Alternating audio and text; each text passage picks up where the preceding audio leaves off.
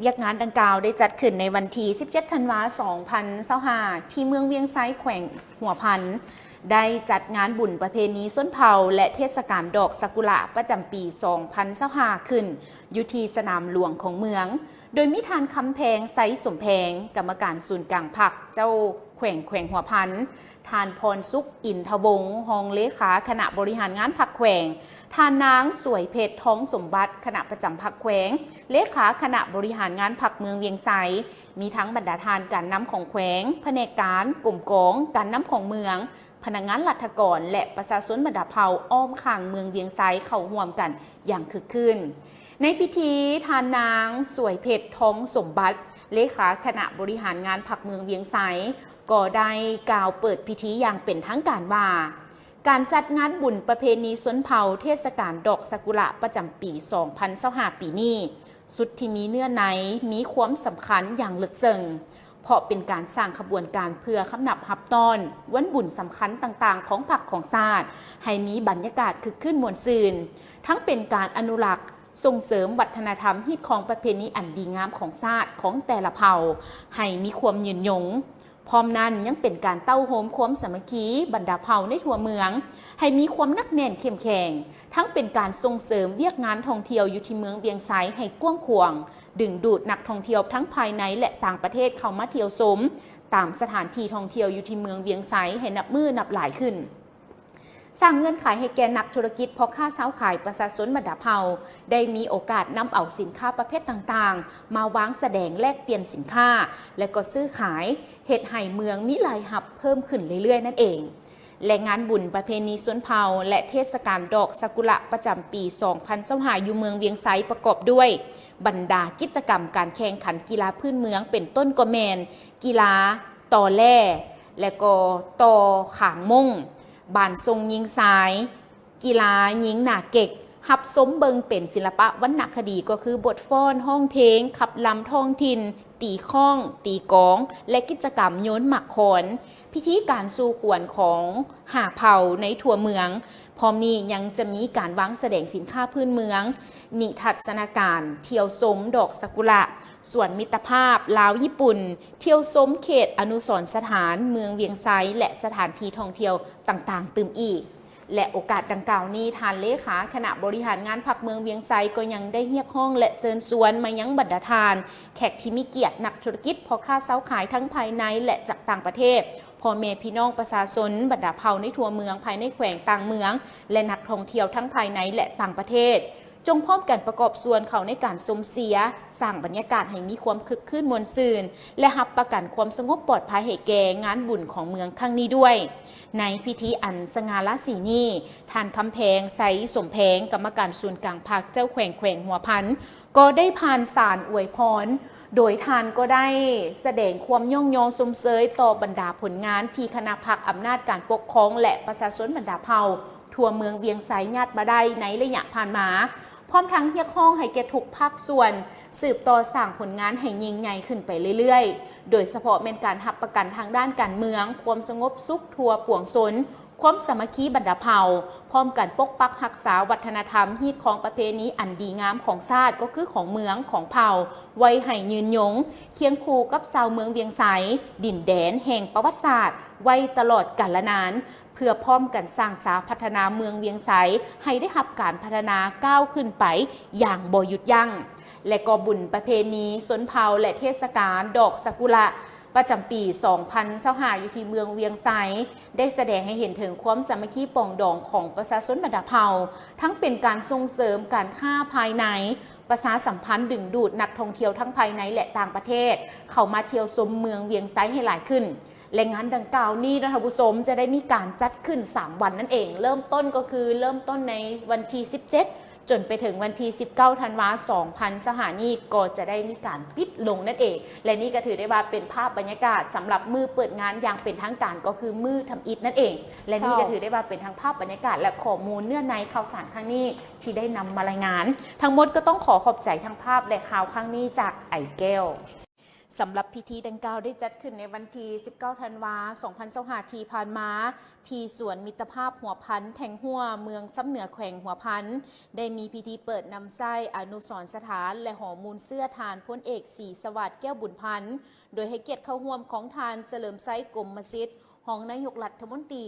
ทานพลโทคำเลี้ยงอุทไกรสอนรัฐมนตรีกระทรวงป้องกันประเทศทานผุดพันธ์แก้ววงไซเลขาคณะบริหารงานพรรคแขวงและก็ยังมีบรรดาทานอดีตการนำคันศูนย์ของพรรคและรัฐบรรดาทานอดีตการนำแขวงต่างหน้าจากกระทรวงองค์การคณะนำของแขวงพร้อมด้วยครอบครัวลูกหลานแก้วบุญพันธ์ภาคส่วนที่เกี่ยวข้องและประชาชนชาวแขวงหัวพันเข้าร่วมในโอกาสนี้ทานพลโทวงศรอินปานพิมพ์ห้องเลขาขอภัยห้องรัฐมนตรีกระทรวงป้องกันประเทศหัวหน้ากรมใหญ่การเมืองกองทัพก็ได้รายงานต่อพิธีว่า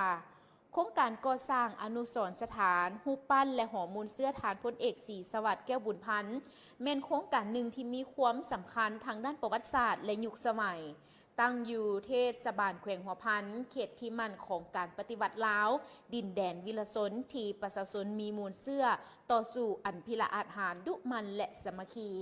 ในนั้นฐานพลเอกศรีสวัสดิ์แก้วบุญพันธ์เป็นหนึ่งในนักรบปฏิวัติหุ้นทำอิฐในขบวนการต่อสู้ปลดปล่อยชาติเป็นผู้ร่วมก่อตั้งกองโฆษณากองประกอบอาวุธและร่วมกับประธานไก่สอนพงวิหารประกาศสั่งตั้งกองราชวงศ์ซึ่งแมนกองทัพประชาชนในปัจจุบันนั่นเองนับแต่มือทำอิฐที่เข้าร่วมการปฏิวัติเพิ่นได้รับหลายหน้าที่หลายตำแหน่งแต่ต่ำหาสูงจากนักรบโฆษณาในกำลังประกอบอาวุธจนก้าวขึ้นเป็นนายทหารสั้นพลเอกจากหัวหน้ากองราชวงศ์ก้าวขึ้นเป็นหัวหน้าเสนาธิการสูงสุดของกองทัพเป็นผู้วางแผนสู่รบและบัญชาสู่รบหลายบั้นรบบั้นตีที่สำคัญและเด่นกว่าหมู่แมนบั้นรบปลดปล่อยซ้ำเหนือปลดปล่อยเสียงขวงปลดปล่อยหลวงน้ำทาปลดปล่อยห้วยทรายการวาง3 บาทค้อนยุทธศาสตร์และบั้นหบอื่นๆนำไปถึงการปลดปล่อยทั่วประเทศนั่นเองสามารถสถาปนาสาธารณรัฐประชาธิปไตยประชาชนลาวขึ้นในวันที่2 ธันวาคม ปี 1975จากความสำคัญมูลเสื้อวีรกรรมความคุณงามความดีและผลงานการปฏิวัติอันใหญ่หลวงที่ทานพลเอกศรีสวัสดิ์แก้วบุญพันธ์ได้สร้างไว้ให้แก่ประเทศชาติและผืนแผ่นดินแม่ดังนั้นพรรครัฐบาลก็คือกระทรวงป้องกันประเทศองค์การปกครองแขวงหัวพันพร้อมด้วยครอบครัวแก้วบุญพันธ์จึงได้สร้างรูปปั้นทานพลเอกศรีสวัสดิ์แก้วบุญพันธ์มาสถิตไว้ในอนุสรณ์สถานและหอมูลเสื้อที่เมืองซ้ำเหนือแขวงหัวพันแห่งนี้หลังจากนั้นทานของนายกรัฐมนตรีพร้อมด้วยบรรดาทานการนำคันสูงอดีตการนำคันสูงและการนำแขวงหัวพันที่เขาห่วมก็ได้ให้เกียรติห่วมดำเนินการตัดแถบผ้าเพื่อเปิดน้ำไส้และลันคล้องเพื่อเป็นสิริมงคลให้กับโครงการดังกล่าวอย่างสวยงามท่านผู้ชมอันนี้ก็ถือได้ว่าเพิ่นได้จัดขึ้นในวันที่19ที่ผ่านมาสำหรับการเปิดน้ำไส้อนุสรณ์สถานและหอมูลเสื้อทานพลเอกศรีสวัสดิ์แก้วบุญพันธ์ที่แขวงหัวพันทั้งหมดต้องขอบใจข้อมูลข่าวสารข้างนี้จากกรมประชาสัมพันธ์หสนย.เจ้าทำสมเลยเฮามาสืบต่อกันที่การมอบภาพหน้าที่เจ้าแข่งแขวงหัวพันระหว่างผู้เก่าและผู้ใหม่และคณะกรรมการปกครองแขวงหัวพันในวันที่ 18 ธันวาคม ปี 2025 นี้อยู่ที่ห้องประชุมของว่าการแขวงหัวพันได้มีการจัดพิธีมอบภาพหน้าที่ระหว่างทั้งทานคำแพงไส้สมแพงเจ้าแขวงหัวพันผู้เก่าและทั้งทานพรสุขอินทวงศ์ประธานคณะกรรมการปกครองแขวงผู้ใหม่โดยการเข้าร่วมเป็นสักขีพยานของทั้งทานเฉลิมไซกุมสิทธิ์กรรมการกรมการเมืองศูนย์กลางภาครองนายกรัฐมนตรีแห่งสปป.ลาวมีทั้งทานผุดพันธ์แก้ววงไซเลขาคณะบริหารงานพรรคแขวงหัวพันมีภาคส่วนที่เกี่ยวของขันศูนย์กลางคณะการน้ำขันแขวงการน้ำขัน10 เมืองทั่วแขวงหัวหน้าห้องหัวหน้าแผนกการอ้อมข้างองค์การเทียบเท่าและพนักงานองค์การรัฐทกรที่เกี่ยวของเข้าร่วมอย่างพร้อมเพรียงในพิธีทางคณะจัดตั้งได้มีการผ่านมติตกลงของกรมการเมืองศูนย์กลางภาคฉบับเลขที่30 ทับกมสพลงวันที่10 พฤศจิกายน 2025และดำรัสของนายกรัฐมนตรีฉบับเลขที่807 ทับนยลงวันที่9 ธันวาคม ปี 2025ว่าด้วยการอนุมัติให้พนักงานการน้ำขันสูงนั่นก็คือทั้งทานคำแพงไซสมแพงกรรมการกรมการเมืองศูนย์กลางภาคเจ้าแขวงหัวพันออกพักการหับอุดหนุนบำนาญและดำรัสของนายกรัฐมนตรีฉบับเลขที่813 ทับนยลงวันที่10 ธันวาคม 2025ว่าด้วยการแต่งตั้งทั้งทานพรสุขอินทวงศ์เป็นประธานคณะกรรมการปกครองแขวงหัวพัน จากนั้นได้มีการเซ็นบทบันทึกมอบหน้าที่ระหว่างเจ้าแขวงหัวพันผู้เก่าและประธานคณะกรรมการปกครองแขวงผู้ใหม่อย่างเป็นทางการต้องขอบใจภาพข่าวจากสักด้วยความเป็นห่วงเป็นใยของพรรคและรัฐองค์การปกครองแขวงนครต่อชีวิตการเป็นอยู่ของประชาชนที่ได้รับผลกระทบไฟไหม้เฮือนในค่ำวันที่20ธันวาที่บ้านพระบาทนครปักเซในวันที่21ธันวา2025นี้ทานปริญญาเอกอรุณไซสุนทราชกรรมการศูนย์กลางพรรคเลขาคณะบริหารงานพรรคแขวงจำปาสักทานปริญญาเอกวรรณไซสัตตกุลคณะประจำพรรคแขวงเลขาคณะบริหารงานพรรคนครปักเซท่านจันทบูรณ์ศรีประเสริฐกรรมการพรรคแขวงหัวหน้าแผนกแรงงานและสวัสดิการสังคมแขวงและคณะนำของแขวงคณะนำนครปักเซได้ลงพื้นที่เยี่ยมยามและมอบเครื่องบรรเทาทุกข์ให้แก่ครอบครัวประชาชนที่ถูกไฟไหม้เฮือนอยู่ที่บ้านพระบาทนครปักเซแขวงจำปาสักจุดประสงค์ก็เพื่อเยี่ยมยามถามข่าวแบ่งเบาความทุกข์โศกให้การช่วยเหลือและให้กำลังใจแก่ครอบครัวที่ได้รับผลกระทบไฟไหม้เฮือนในครั้งนี้นอกจากเยี่ยมยามถามข่าวแสดงความเสียใจต่อเหตุการณ์ไฟไหม้เฮือนและมอบเครื่องบรรเทาทุกข์ในครั้งนี้แล้วทานปริญญาเอกอรุณไซสุนทราชเลขาคณะบริหารงานพรรคแขวงจำปาสักก็ได้มีคำเห็นโอ้ล้มโดยได้ซี้นำคณะนำของทางกรรมการปกครองนครปักเซสมทบกับคณะกรรมการภัยพิบัติขันแขวงเพื่อกวดกาขึ้นว่าบ้านใดที่เสี่ยงอัคคีภัยและมีปัญหาใดเสี่ยงเพื่อมีมาตรการตัวจริงสกัดกั้นให้วงไว้และทันการให้ค้นคว้าวิธีมอดไฟแบบใหม่เพื่อแก้ไข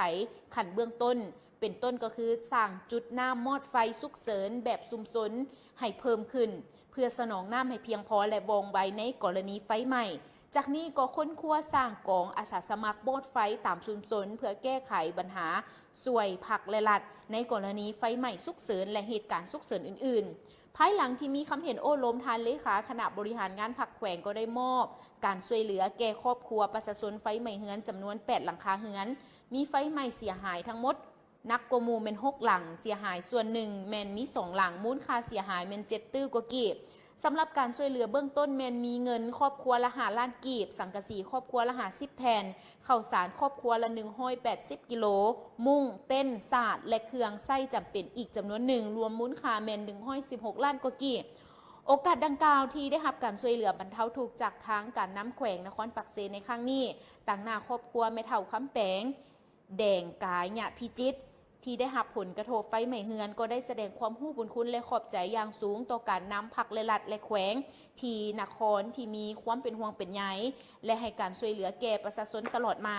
ต่างหน้าครอบครัวที่ถูกไฟไหม้เฮือนยืนยันว่าภายใต้การนำพาของคณะภาคองค์การปกครองแต่ละขั้นการช่วยเหลือสนับสนุนจากทุกภาคส่วนทั่วสังคมความอดทนพยายามของพวกข้าพเจ้าจะสามารถสู่สวนผ่านพาความยุ่งยากและจะสืบต่อพัฒนาปรับปรุงชีวิตการเป็นอยู่ของตนให้ดีขึ้นโดยไวนั่นเองและนี่ก็ถือได้ว่าเป็นการช่วยเหลือขั้นเบื้องต้นให้กับครอบครัวทั้งหมด8ครอบครัวที่ทำเมื่อบดลมานี่ทางสหายพลโทคำเลียงอุทกไกรสอนรัฐมนตรีกระทรวงป้องกันประเทศพร้อมด้วยคณะได้มีการลงพบปะเยี่ยมยามกลุ่มบ้านผาแดงเมืองกวนแขวงหัวพันโดยการต้อนรับของทางสหายสุขสมพันธ์แก้วมิไซ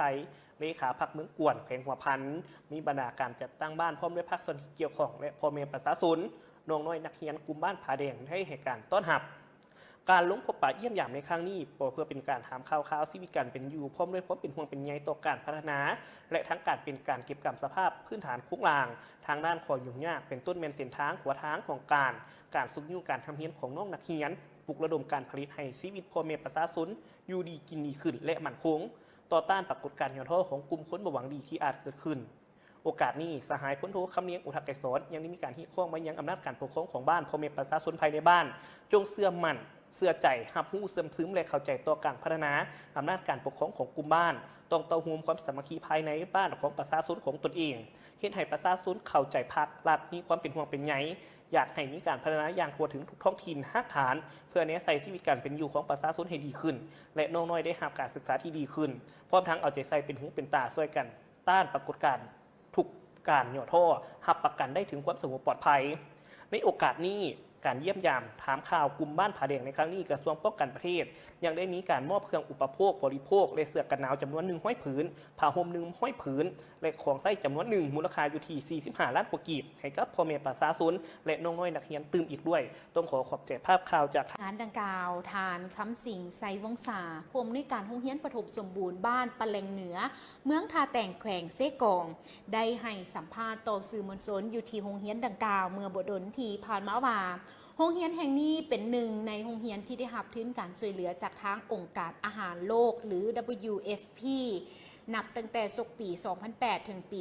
2009 เป็นต้นมาในรูปแบบการให้อาหารเที่ยงของนักเรียนโครงการช่วยเหลือประกอบมีแป้งสาลีน้ำตาลน้ำมันพืชในนั่นอุปกรณ์เฮือนครัวอย่างเช่นหม้อค้างหม้อซึ้งและอื่นๆตกมาฮอดปี 2017 รัฐบาลแห่งสปป.ลาวได้เห็นถึงความสำคัญของเวียกงานดังกล่าวจึงได้บิแบ่งงบประมาณให้แก่นักเรียนด้วยการสนองอาหารเที่ยงจำนวน 8,000 กีบต่อคนต่อคาบเพื่อนำเอามาใส่เข้าในการปรุงแต่งอาหารให้แก่น้องนักเรียนต่อมาอิงตามเศรษฐกิจภัยเงินเฟ้อจึงได้ปรับขึ้นรัฐบาลสปป.ลาวจึงได้ให้การช่วยเหลือเพิ่มขึ้นตื่มอีกเป็น 10,000 กีบต่อคนต่อคาบและมาฮอดปัจจุบันได้เพิ่มขึ้นเป็นขอภายนอกได้มีการเพิ่มขึ้น 1,000 กีบต่อคนต่อคาบแล้วก็มาฮอดปัจจุบันได้เพิ่มขึ้นตื่มอีก 5,000 กีบต่อคนต่อคาบนอกจากนั้นยังได้รับการช่วยเหลือจากรัฐบาลเยอรมันจำนวน 3,000 กีบต่อคนต่อคาบรวมทั้งหมดเป็น 8,000 กีบต่อคนต่อคาบนั่นเองท่านผู้ชมนอกจากนี้ยังได้รับทุนช่วยเหลือจากทางโครงการส่งเสริมการปลูกการเลี้ยงเพื่อส่งเสริมอาหารเที่ยงในโรงเรียนปฐมสมบูรณ์บ้านปะแลงเหนือทุกมื้อจะมีแม่ครัวจากชาวบ้านได้ผัดเปลี่ยนกันมาปรุงแต่งอาหารโดยได้รับเงินแหงจากทั้งรัฐบาลเยอรมัน20,000 กีบต่อคนต่อมื้อนั่นเองพร้อมเดียวกันนั้นยังมีการประกอบส่วนของชุมชนอย่างเช่นพืชผักเครื่องปรุงแต่งอาหารปลาซีนและก็อื่นๆที่ชุมชนหามาได้นับแต่มีโครงการเข้ามาช่วยเหลือตลอดระยะที่ผ่านมาได้เฮ็ดให้นักเรียนได้รับโภชนาการที่ดีและยังเฮ็ดให้เขาเจ้ามีสุขภาพพลานามัยที่ดีและยังแข็งแรงซึ่งในนั้นทานคำสิงไซวงศายังได้กล่าวตื่นว่าสำหรับแผนการในต่อหน้าจะสืบต่อปลุกระดมกลุ่มกสิกรการปลูกการเลี้ยงให้ได้ประกอบส่วนเข้าในการสนองซีนพืชผักและเพื่อมาปรุงแต่งอาหารเที่ยงให้แก่โรงเรียนได้หลายขึ้นกว่าเก่าสืบต่อระดมทุนกับพ่อแม่นักเรียนปลุกระดมลูกหลานของตนให้มาโรงเรียนเป็นปกติเพื่อที่จะได้รับอาหารโภชนาการที่ดีและสุขภาพที่ดีแข็งแรงปัจจุบันทางโรงเรียนปฐมสมบูรณ์ปะแลงเหนือมีนักเรียนทั้งหมด117 คนเป็นหญิง59 คนและมีครูสอนทั้งหมด5 คนเป็นหญิง2 คนด้วยกันนั่นเองเมื่อบดลที่ผ่านมาทั้งองค์การกระแดงได้มีการจัดพิธีแจกจ่ายเงินแบบบ่มีเงินไขยังเป็นทางการขึ้นที่ทางบ้านเพียงคูนเมืองซำใต้แขวงหัวพันโดยการเข้าร่วมของทั้งทานคำลาวันจันทราวันประธานองค์การกระแดงแห่งชาติลาวมีการนำองค์การปกครองของแขวงองค์การปกครองของเมืองมีบ้านพนักงานหลักเลงองค์การกระแดงแห่งชาติลาวและประชาชนผู้ที่ได้รับผลประโยชน์เข้าร่วมการช่วยเหลือในครั้งนี้มี2 เมืองก็คือเมืองซำใต้มี15 บ้านนั่นก็คือทางด้านบ้านเพียงดายบ้านทินนามาศศพเปงหัวเสียงบ้านปุกบ้านนาโพศพเตียงหัวนาเมืองบ้านเต้าบ้านเพียงคูนและบ้านเมืองผัดด้านและนอกจากนี้ยังมีบ้านด่านนาคำบ้านหางรวมมูลค่าอยู่ที่ 1,256 ล้านกว่ากีบนอกจากนี้ทั้งเมืองกวนมี5 บ้านนั่นก็คือทางบ้านปาก้าห้วยแห่ยอดเปายอดอินและบ้านบวกรวมมูลค่าอยู่ที่141 ล้านกว่ากีบโดยการได้รับช่วยเหลือในครั้งนี้แบบบ่มีเงื่อนไขซึ่งได้รับทุนสนับสนุนจากกองทุนฉุกเฉินสำหรับการตอบโต้ภัยพิบัติของสะพานกาแดงและวงเดือนกาแดงสากลหรือ IFRC การช่วยเหลือบรรเทาทุกข์ด้วยเงินแบบบ่มีเงื่อนไขเป็นการช่วยเหลือเพียงข้างเดียวด้วยการบรรเทาทุกข์ให้กับประชาชนที่ได้รับผลกระทบจากพายุวิภาที่เกิดขึ้นในเดือนที่ผ่านมาซึ่งเฮ็ดให้น้ำท่วมพื้นที่ทำการผลิตโครงสร้างพื้นฐานสัตว์เลี้ยงเล่าเข้าและที่อยู่อาศัยของประชาชนเงินที่ประชาชนได้รับไปใช้ในการแก้ไขชีวิตการเป็นอยู่ให้ถูกต้องตามความต้องการตัวจริงซึ่งจะได้รับตามการ4 ระดับครอบครัวที่มีรายชื่อสมโนครัว1-3 คนจะได้รับ1 ล้านกีบครอบครัวที่มี4-6 คนจะได้รับ2 ล้านกีบครอบครัวที่มี3-7 ตั้งแต่7-9 คนจะได้หับ3 ล้านกีบและครอบครัวที่มี10 คนขึ้นไปจะได้หับ3 ล้าน 4 แสนกีบต้องขอบใจภาพข่าวจากงานบุญเข้าปริตวัศกรรมและปฏิบัติธรรมวิปัสสนากรรมฐานติดพันกับงานประเพณีบุญเข้าสารประจำปีพ.ศ.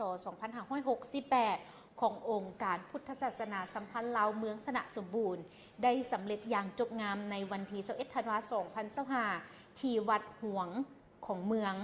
โดยได้หับความเมตตาเข้าร่วมของพระอาจารย์ใหญ่คำผักพรหมไสย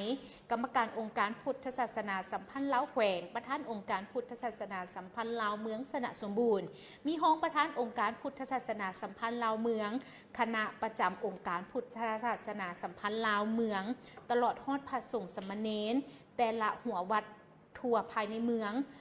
และก็ทั้งฝ่ายคฤหัสถ์เข้าร่วมแม่นมีทานปริญญาเอกสุขสวรรค์วิไลวงศ์ประธานคณะกรรมการปกครองแขวงท่านอำไซพรมณีประธานคณะกรรมการปกครองเมืองและยังมีการนำของแขวงการนำเมืองพร้อมด้วยชาวพุทธศาสนาสนิกชนภายในเมืองและต่างเมืองเข้าร่วมอย่างหลวงหลายในพิธีดังกล่าวพระอาจารย์ใหญ่คำผักพรหมไสยประธานองค์การพุทธศาสนาสัมพันธ์ลาวเมืองการจัดงานบุญเข้าปริตวัศกรรมและปฏิบัติวิปัสสนากรรมฐานที่ติดพันกับงานบุญประเพณีเข้าสารประจำปีนี้แม้ได้จัดขึ้นเป็นเวลา3 วันก็คือนับตั้งแต่วันที่19 หาวันที่21 ธันวาคม 2025จึงจะสำเร็จจุดประสงค์ก็เพื่อสืบต่อทนุถนอมบำรุงพระพุทธศาสนาสัมพันธ์ลาวให้นักปฏิบัติธรรมวินัยกรรมฐานได้ศึกษาหำเฮียนธรรมวินัยเข้าใจความหมายแล้วนำไปปฏิบัติตัวจริงพร้อมทั้งนำไปเผยแพร่ตามหลักธรรมคำสอนของพระพุทธเจ้าเป็นต้นแมนการศึกษาอบรมพระสงฆ์สามเณรแม่ขาวแม่ซีและออกตนญาติโยมผู้ที่สนใจในธรรมทั้งหลายโดยติดพันกับการรักษาฮีตของประเพณีอันดีงามของชาติลาวให้ยืนยงและอีกอย่างหนึ่งก็เพื่อเป็นการซุกนิ้วส่งเสริมเวียกงานศึกษาของโรงเรียนมัธยมตอนต้นสงเมืองน้ำตื่มอีกและนี่ก็ถือได้ว่าเป็นงานบุญที่เพิ่นได้จัดขึ้นสำเร็จกันแล้ว3 วันด้วยกันวันที่19 หาวันที่21ที่ผ่านมาทบุโซสำหรับการก่อสร้างเส้นทางเบตงเสริมเหล็กของประชาชนบ้านพ้นตู่เมืองอุทุมพรแขวงสวรรณเขตระยะที่ 1ได้สำเร็จตามระดับคาดหมายภายหลังที่ได้ลงมือก่อสร้างมาด้วยความเอาใจใส่เริ่มแต่เดือนพฤศจิกของปี 2024 เป็นต้นมากันเลยและในนั้นทานศรีสวรรค์จันทร์คำแพงในบ้านพ้นตุ่มก็ได้รายงานเกี่ยวกับผลสำเร็จในการก่อสร้างว่าการก่อสร้างเส้นทางเข้าหาบ้านซึ่งเป็นเส้นทางเบตงเสริมเหล็กที่มีความยาวและมีมูลค่าการก่อสร้างหลายพอสมควรแต่ประชาชนภายในบ้านได้ร่วมแรงร่วมใจกันสุ่มใส่ในการก่อสร้างจนสำเร็จในระยะที่1ซึ่งเส้นทางดังกล่าวนี้ความยาวทั้งหมดเนาะแมนอยู่ที่ 2,890 เมตรและกว้างอยู่ที่6 เมตรโดยแบ่งการก่อสร้างออกเป็น2ระยะคือระยะที่1มันมีความยาว 1,240 เมตรกว้าง6 เมตรมาฮอดปัจจุบันแมนสำเร็จตามคาดหมายกันแล้วรวมมูลค่าการก่อสร้างทั้งหมดในระยะที่1ตกเป็นเงินจำนวน1,463 ล้านกว่ากีบสำหรับการก่อสร้างในระยะที่2มันมีความยาวอยู่ที่ 1,660 เมตรการออกหาเส้นทางเลขที่10คาดคะเนจะนำไส้ทุนทั้งหมดในระยะที่2จำนวนอยู่ที่1,824 ล้านกว่ากีบนั่นเองในนี้ทางเมืองก็ได้มีการประกอบส่วน50 ล้านกีบการดำเนินการก่อสร้างแมนได้ลงมือแต่ท้ายเดือนธันวาคมของปี 2025 เป็นต้นมาจนกว่าจะสำเร็จนั่นเองต่อผลสำเร็จของการก่อสร้างเส้นทางดังกล่าวนี้ได้แสดงให้เห็นถึงแห่งศรัทธาแห่งความสามัคคีความเป็นจิตหนึ่งใจเดียวของอำนาจการปกครองประชาชนบ้านพ้นตูมและการซี่นำพาอย่างใกล้ชิดของคณะนำเมืองอุทุมพรและเป็นผลงานหนึ่งที่อำนาจการปกครองพร้อมด้วยพ่อแม่ประชาชนบ้านพ้นตูมญาติมาได้ในโอกาสสร้างขบวนการคำนับหับต้อนวันประวัติศาสตร์ของชาติที่หมุนเวียนมาครบรอบอีกวาระหนึ่งนั่นเองอันนี้ก็ถือได้ว่าเป็นผลสำเร็จของการก่อสร้างยังอยู่ที่ระยะที่ในครั้งวันที่20 ธันวาคม 2025กงกับมือขึ้น1 ค่ำเดือน2ลาวสมาคมจีนแขวงจับปะซักร่วมกับการนำและประชาชนชาวนครปักเซได้จัดพิธีขบวนแห่เฉลิมฉลองเจ้าปู่ศพเซที่นครปักเซอย่างคึกคืนและยิ่งใหญ่ โดยเป็นเกียรติเข้าร่วมมีทานปริญญาเอกอรุณไซสุนทรราชกรรมการศูนย์กลางภาคเลขาคณะบริหารงานพรรคแขวงจำปาสักทานปริญญาเอกวรรณไซสัตตกุลคณะประจำพรรคแขวงเจ้านครปักเสทานไพฑูรย์ปทุมทองประธานสมาคมจีนแขวงจำปาสักมีการนำของแขวงการนำนครปักเสการนำสมาคมจีนแขวงสวรรณเขตสมาคมจีนนครหลวงเวียงจันทร์ประธานการนำสมาคมจีนนครปักเสมีนักธุรกิจคนลาวชาวจีนชาวเวียดนามที่ดำรงชีวิตที่แขวงจำปาสักเข้าร่วมกันอย่างหลวงหลายในพิธีแห่ดังกล่าวทานไพฑูรย์ปทุมทองประธานสมาคมจีนประจำแขวงจำปาสักก็ได้กล่าวว่าพวกข้าพเจ้ารู้สึกภาคภูมิใจหลายที่ได้จัดพิธีแห่เฉลิมฉลองเจ้าปู่ศพเสขึ้นในปีนี้โดยการเข้าร่วมของทั้งการนำและประชาชนชาวแขวงจำปาสักชาวจีนชาวเวียดนามอย่างคึกคืนและยิ่งใหญ่การจัดพิธีไหว้และแห่เจ้าปู่ศพเสอยู่ที่นครปักเสในครั้งนี้ก็เพื่อเต้าโฮมจิตใจสร้างความสามัคคีเป็นประเพณีที่ปฏิบัติสืบทอดกันมาแต่ดุนนานตามความเคารพนับถือของชาวเมืองนับแต่ชาวลาวชาวจีนชาวเวียดนามที่อยู่แขวงจำปาสักซึ่งเคยสืบทอดและปฏิบัติกันมาแต่ดุนนานทั้งเป็นการแสดงความเคารพบูชาและขอพรจากเจ้าปู่ศพเสให้มีความอยู่เย็นเป็นสุขการค้าขายหรือทำธุรกิจให้เจริญก้าวหน้าพิเศษการจัดพิธีขบวนแห่อย่างยิ่งใหญ่คือแนวนี้ก็เพื่อเป็นการแสดงถึงความหลากหลายทางด้านศิลปะวัฒนธรรมของชาวจีนบนดินแดนอารยธรรมภาคใต้ของลาวเฮ็ดให้สังคมลาวนักท่องเที่ยวภายในและต่างประเทศได้รับรู้หลายขึ้นพร้อมนี้ก็เปิดโอกาสให้ผู้ที่เข้าร่วมได้มีการกราบไหว้ขอพรอย่างเป็นขบวนการกว้างขวางพิธีไหว้และแห่เจ้าปู่ศพเสแม่นได้เริ่มจากศาลเจ้าปู่ศพเสก็คือทั้งปากแม่น้ำเสโดนฝั่งทาหินไปยังแคมป์ของบ้านทาหินและก็ต่อไปที่บ้านทาไฮข้ามขัวเซโดนผ่านหอหลักเมืองผ่านสมาคมเวียดนามสมาคมจีนผ่านศูนย์การค้าจำปาสักแล้วก็เลี้ยวเข้าไปทางแคมป์ของผ่านหน้าบริษัทจำปาค้ำผ่านหลากหลายบริษัทและคุ้มบ้านต่างๆภายในนครปักเสแล้วจึงกลับคืนเข้าสู่ศาลเจ้าปู่ศพเสเพื่อทำการไหว้บูชาและทำพิธีเฉลิมฉลองอย่างคึกคืนมวลซื่นนั่นเองอันนี้ก็ถือได้ว่าเพิ่นได้จัดขึ้นในวันที่20ธันวาคม2025ที่ผ่านมากับขบวนแห่พิธีเฉลิมฉลองเจ้าปู่ศพเสที่นครปักเสเมื่อบุรุษที่ผ่านมานี่การลงทัศนศึกษาและแลกเปลี่ยนบทเรียนจากทีมงานของการกสิกรรมและสิ่งแวดล้อมเมืองขวแขวงพงศลีโดยมีทั้งทานสมสนิทเฮืองมณีประธานกรรมการกรมการเมืองปากแสงมีทั้งทานวงเดือนภูมิธรรมรองประธานคณะกรรมการปกครองเมืองขวพงศลีมีบรรดาเสี่ยวซานจากโครงการคณะรับผิดชอบของโครงการสวรรค์โปรเจกต์แต่และกระต่างหน้าจากหาบ้านจากทางเมืองขวแขวงพงศลี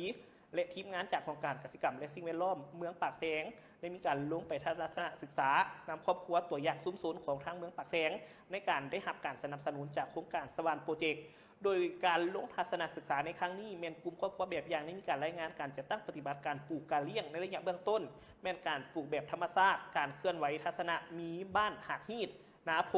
บ้านศพแจกการทัศนศึกษาในครั้งนี้แม่นได้สมส่วนเถียวหญ้าหรือว่าสมสวนหญ้าเลี้ยงหัว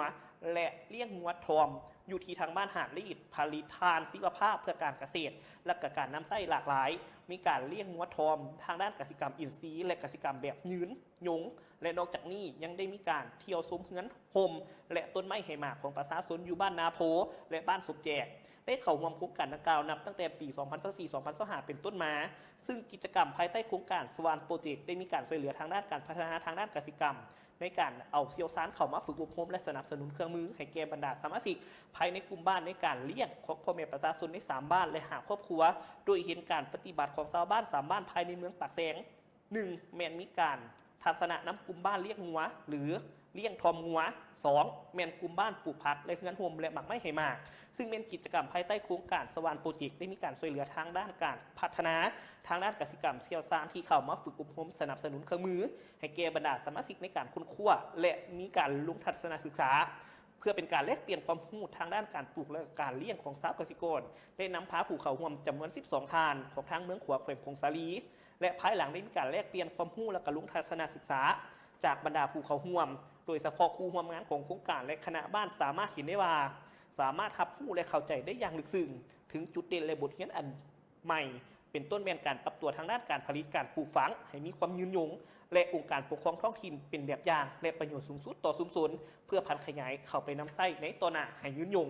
ในการลงทัศนศึกษาในครั้งนี้ยังมีการจัดกล่องประชุมแลกเปลี่ยนบทเรียนโดยทั้งทานบุญเนาไซโกศลห้องหัวหน้ากสิกรรมและสิ่งแวดล้อมเมืองปากแซงได้มีการรายงานการจัดตั้งปฏิบัติในระยะ 2024-2025 ของบรรดาบ้านและกิจกรรมต่างๆภายในเมืองพร้อมสุดท้ายนี้ทั้งคณะประธานของทั้งสองเมืองยังมีคำคิดคำเห็นในการลงทัศนะของทั้งทีมงานเมืองขัวพงศาลีอยู่ภายในเมืองปากแซงแขวงหลวงพระบางโดยเอียงไส้ทางเฮงของประชาชนเป็นการนำไส้ปลูกฝังเลี้ยงสัตว์เป็นอันหนึ่งของชาวบ้านเมืองปากแซงและแผนการพัฒนาวิทยาการเกษตรกรรมได้มีการสุขยุ่ส่งเสริมการผลิตและสนองแนวพันธุ์ให้กับประชาชนอยู่ภายในเมืองต้องขอขอบใจภาพข่าวจากทั้งแกนคำสมท้ายอาทิตย์ที่ผ่านมาทีหุ้งเฮียนมอสอดอกคำเมืองคำแข่งเสียงขวางได้มีการจัดทีมอบหับกลุ่มกล่องแบบอย่างทางด้านวัฒนธรรมขึ้นทีทั้งหุ้งเฮียนมอสอดอกคำเมืองคำอย่างเป็นทางการภายใต้การเป็นประธานของทั้งท่านอาจารย์แสงมีพงพันธ์อำนวยการหุ้งเฮียนมอสอดอกคำเป็นเกียรติเข้าร่วมของทั้งท่านสมจิตศรีดารากรรมการพรรคเมืองหัวหน้าของการวัฒนธรรมและท่องเที่ยวมีทั้งท่านคำสอนแสนทับวงห้องหัวหน้าแผนกศึกษาธิการและกีฬามีหัวหน้าห้องหัวหน้าแขนงการศึกษาขันเมืองอำนาจการปกครองของบ้านการจะตั้งมหาศูนย์ครูอาจารย์และนักเรียนมสดคำพร้อมด้วยแขกศึกษาเขาห่วมทั้งท่านอาจารย์พ้นศักดิ์พิมพ์ด่าพ้นห้องอำนวยการห้องเรียนมสดคำได้มีการผ่านบทสรุระยะ1 ปีที่ผ่านมาบอกให้ผู้ว่าห้องเรียนมสดคำก็เป็นห้องเรียนมส1ที่ห่างจากเทศบาลเมือง9 กิโลประกอบมีทั้งหมด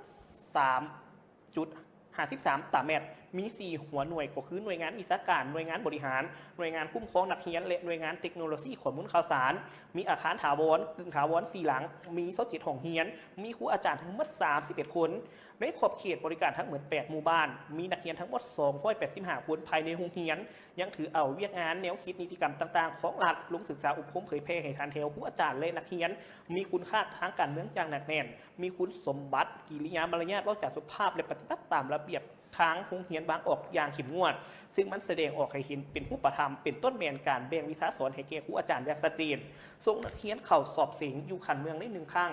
สอบเสียงประจำแต่ละปีได้ห้อยส่วนห้อยสร้างขบวนการนักกีฬาได้2 ครั้งทดสอบความรู้ความสามารถและทัศนะของนักกีฬา2 ครั้งสร้างขบวนการอนามัย8 ครั้งฝึกแอบศิลปะวรรณคดี3 ครั้งถอดถอนเวียกงานศึกษาบรรดาโรงเรียนได้2 ครั้งสุกยุ่งให้องค์การจัดตั้งเคลื่อนไหวตามสิทธิและหน้าที่พระราชบทบาทของตน4 ครั้งสร้างมหาสวนเพื่อเลื่อนสาวหนุ่มเมงได้ห้อยส่วนห้อยดำเนินชีวิตการเมืองซองแสงรายงานและวางแผน8 ครั้งและเวียกงานอื่นๆได้รับการปรับปรุงขึ้นดีอย่างต่อเนื่องพร้อมนี้ยังมีตีราคาด้านดีด้านอ่อนของโครงข้างบทเรียนที่สามารถถอดถอนและทิศทางแผนการในตัวหน้าตึมอีกด้วยจากนั้นก็มีการผ่านข้อตกลงของทั้งท่านเจ้าแขงในวันที่3 พฤศจิกายน 2025เลขที่